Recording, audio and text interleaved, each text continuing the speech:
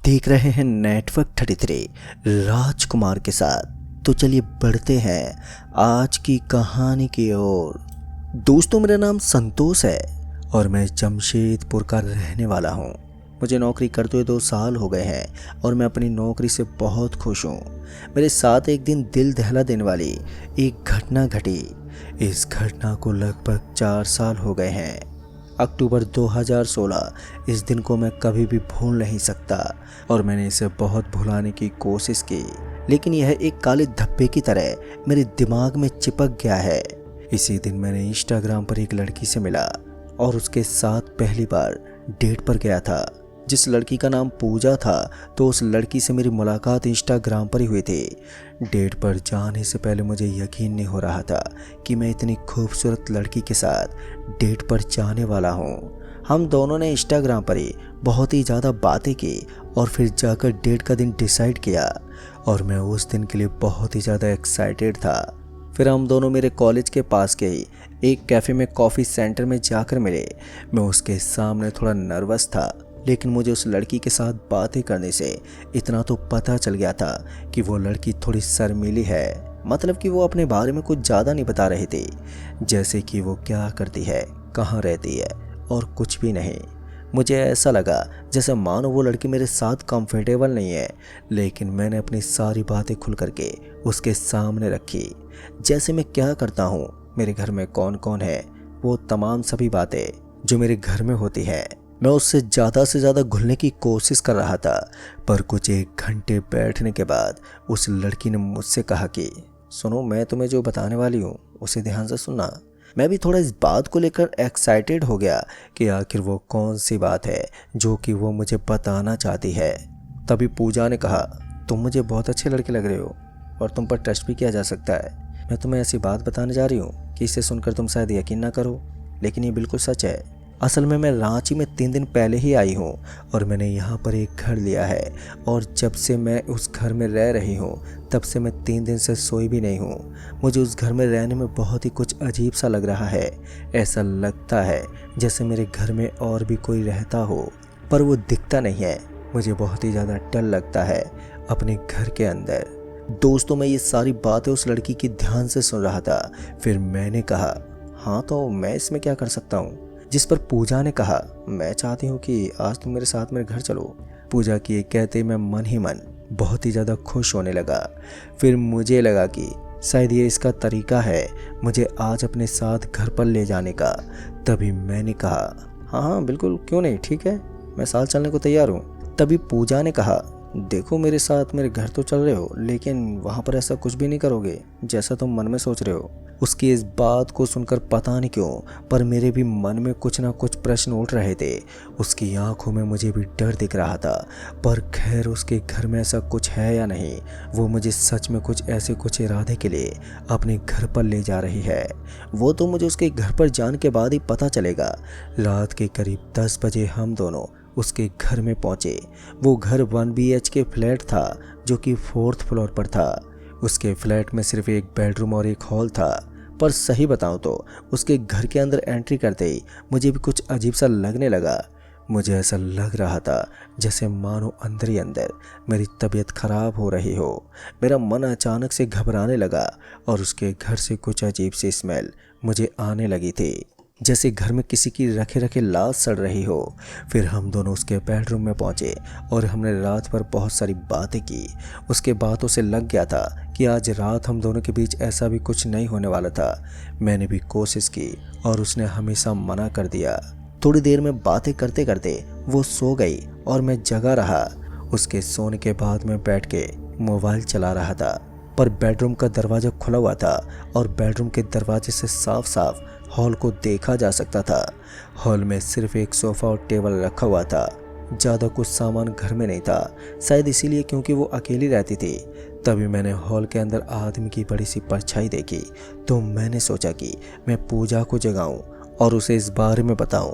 लेकिन मैंने सोचा कि बताने से कोई फ़ायदा नहीं है, शायद ये डर जाएगी और वैसे भी ये पहले से ही डरी हुई है, इसलिए मैंने खुद ही उस हॉल में जाकर चेक करने की कोशिश की। मैं वहाँ पर गया तो उस हॉल की लाइट चालू थी, पर मुझे वहाँ पर ऐसा कुछ भी नहीं दिखा। यहाँ तक कि मैंने वॉशरूम भी खोल कर देखा तो वहाँ पर कुछ भी नहीं था। तभी मैंने सोचा शायद ही मेरे मन का भ्रम है। तभी मैंने ज़्यादा ध्यान नहीं दिया और फिर अचानक मुझे लगा कि जैसे मेरे पीछे सोफे पर कोई बैठा हुआ है। तभी मैं अचानक से पीछे मुड़ा, लेकिन वहाँ पर कोई भी था ही नहीं।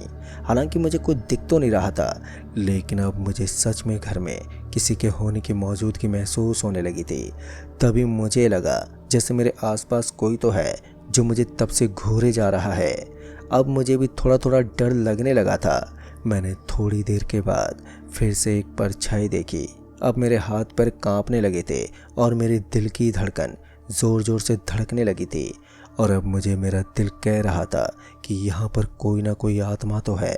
फिर मुझे लगा कि मुझे जाकर पूजा को उठाना ही सही रहेगा। तभी मैं भागते हुए उसके पास गया तो मैंने देखा कि वो अपने बेड पर थी नहीं। ये देखकर तो मैं बुरी तरह से घबरा गया और सोचने लगा कि आखिर वो कहाँ गई। मैं भी तो रूम के बाहर ही था। अगर पूजा बाहर निकलती तो मुझे ज़रूर दिखाई देती। तभी मैंने तुरंत ही बाथरूम के दरवाजे को नॉक किया, पर उसके अंदर भी कोई नहीं था। तभी मैं फिर से तुरंत ही बेडरूम से हॉल में गया और पूजा को आवाज़ देने लगा, पर पूजा वहाँ भी नहीं थी। आखिर इस 2 रूम के अलावा वो कहाँ पर जा सकती है। अब ये सोचते हुए मेरे रोंगटे खड़े हो गए और अब वो स्मेल जो शुरू में आ रही थी वो और भी ज़्यादा बढ़ने लगी।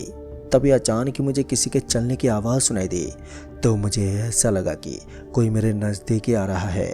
फिर अचानक से जब मैं पीछे की ओर मुड़ा तो किसी का चेहरा ठीक मेरे सामने आ गया। तभी अचानक से लाइट ऑफ हो गई और मैं अब कुछ देख भी नहीं पा रहा था। और अभी अभी जो मैंने देखा था मैं उसे समझने की कोशिश करने लगा। मुझे समझ ही नहीं आ रहा था कि आखिर वो चेहरा किसका था और अचानक से कहाँ से आ गया। मैं ये सोच ही रहा था कि अपने आप ही लाइट आ गई। मैं पसीने से पूरी तरह से भीग गया। मेरे मुंह से कुछ आवाज़ भी नहीं निकल पा रही थी। अब मुझे कुछ गलत होने का एहसास होने लगा था। तभी मैंने जल्दी से टेबल पर रखी, अपनी कार की चाबी उठाई और सीधा घर से निकलकर भागने की कोशिश करने लगा।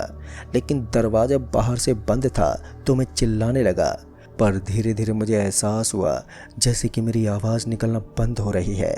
और फिर थोड़ी देर में मैं बिल्कुल गूंगा हो चुका था। मैं चाहे कितना भी चिल्लाने की कोशिश करूं, पर मेरे मुंह से आवाज़ बाहर ही नहीं आ रही थी। मैं फिर भागकर इस रूम से उस रूम में जाने लगा और सोचने लगा कि शायद से पूजा मेरी मदद कर सकती है, पर मुझे पूजा कहीं नहीं मिली। अब मुझे लगने लगा जैसे कि पूजा को किसी आत्मा ने कैद कर लिया है। और फिर जब मैं हॉल में था तो मुझे एहसास होने लगा जैसे मेरे पीछे कोई है। और जैसे मैं डरते डरते पीछे की ओर मुड़ा तो मैंने देखा कि मेरे सामने जो पूजा खड़ी थी, जिसे किसी आत्मा ने कैद नहीं किया था बल्कि वो खुद एक आत्मा थी।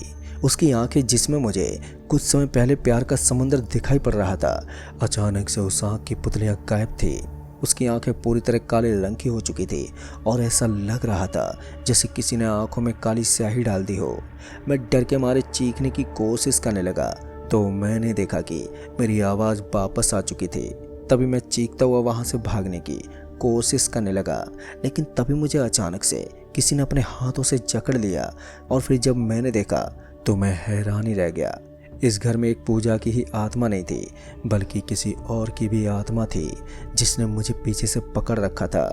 मैं अपने आप को छुड़ाने की कोशिश करने लगा, लेकिन मैं जितना उससे खुद को छुड़ाने की कोशिश करने लगा उतना ही मैं उसके पास जा रहा था। फिर अचानक से मुझे ऐसा लगा जैसे मैं नीचे ज़मीन में धंसता जा रहा हूँ। मैं ये देखकर ज़मीन पर गिर पड़ा और अपने हाथों से आसपास की चीज़ें पकड़ने लगा। वो चीज़ें भी मेरे साथ ही खिंचती चली गईं। फिर घड़ी में 2 बज गए और इसके साथ ही उस घड़ी में से आवाज़ आनी शुरू हो गई। ऐसा होते ही अचानक से सब कुछ शांत हो गया और जैसे अभी कुछ हुआ ही ना हो। मैंने तुरंत ही खुद को उस जगह से बाहर निकाला और जल्दी से वहाँ से भागने की कोशिश करने लगा। मैंने अपनी चाबी को निकालने के लिए अपने पैकेट में हाथ डाला तो चाबी वहाँ पर नहीं थी। तभी मैंने आसपास देखा तो मुझे चाबी वहीं पर गिरी हुई मिली।